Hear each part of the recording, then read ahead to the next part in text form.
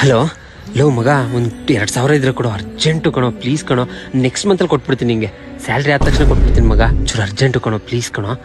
Hello, ಹಾಂ, 1 ನಿಮಿಷ ಇರು, ಮಾಡ್ತೀನಿ. ಹಾಂ ಹೇಳ. ಅವ್ರ ಹತ್ರ ಎಲ್ಲ ಅವಾಗಿಂದ ಕಾಸು ಕೇಳ್ತಾ ಇದ್ಯಾ? ನಾನು ಬಿದ್ದೀನಿ ಅನ್ನೋದು ಮರ್ತೋಯ್ತೇನೋ ನಿಮಗೆ? ನನ್ನ ಹತ್ರ ಯಾಕೋ ಕೇಳ್ತಿಲ್ಲ?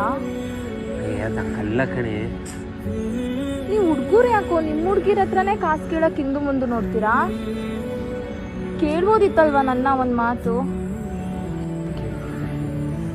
ಲೇ ಸಂಜು, 2,000 ಇದ್ರೆ ಕೊಡೆ, ಸ್ಯಾಲ್ರಿ ಬಂದ ತಕ್ಷಣ ನಿಂಗೆ ಕೊಟ್ಬಿಡ್ತೀನಿ.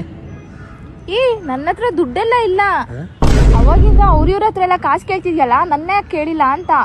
ಏನು ಉತ್ತರ ಕೊಡ್ತೀಯ ಇದಕ್ಕೆ? ಅವ್ರು ಯಾರ ಹತ್ರನೋ ಕಾಸು ಕೇಳಕ್ ನಿಂಗೆ ಕಂಫರ್ಟೇಬಲ್ ಇರುತ್ತೆ, ನನ್ನ ಹತ್ರ ನಿನಗೆ ಕೇಳಕ್ ಕಂಫರ್ಟೇಬಲ್ ಇರಲ್ವಾ ನಿನ್ಗೆ? ಫಸ್ಟ್ ನನ್ನ ತಾನೇ ಕೇಳ್ಬೇಕು, ನೀನು ನನ್ನ ಕೇಳ್ಬೇಕಿತ್ತು ತಾನೇ. ಯಾವ ಮಟ್ಟಕ್ಕೆ ಶಾಕ್ ಆಯ್ತದು ಅಂತ ಅಂದ್ರೆ ನನಗೆ ನಂಬೋಕೆ ಆಗ್ತಾ ಇಲ್ಲ. ಶೇಕ್ ಆಗ್ಬಿಟ್ಟೆ ನಾನು. ನನಗೆ